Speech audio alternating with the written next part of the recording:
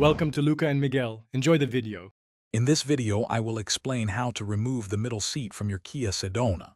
First, ensure your vehicle is parked on a level surface and the parking brake is engaged for safety.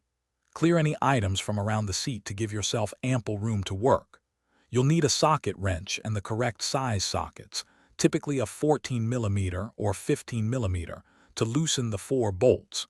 Position the seat as far forward as possible to expose the rear bolts. Now let's find those crucial mounting points. There are 2 bolts at the front of the seat, usually visible when the seat is slid forward. The 2 rear bolts are often hidden under small plastic covers which you can gently pry off. Using your socket wrench, carefully loosen each of the 4 bolts. Remember to turn them counterclockwise. Take your time to avoid stripping the bolt heads, ensuring a smooth removal process. After loosening all 4 bolts, remove them entirely and set them aside safely. Before lifting, check underneath the seat for any electrical connectors, such as those for seat heaters or sensors. Disconnect these by pressing the release tabs.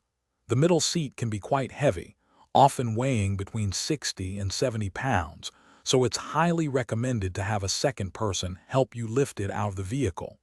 Lift it straight up to clear the mounting studs. Once the seat is out, store it in a dry, secure location where it won't be damaged, perhaps covered with a sheet. Keep all the bolts and any plastic caps together in a small bag, so they are ready if you ever decide to reinstall the seat. You might want to place floor mats or covers over the exposed mounting points for a cleaner look. Reinstalling the seat is simply the reverse of these steps, ensuring all bolts are tightened securely. Thanks for watching and please subscribe. It's the best investment you'll ever make.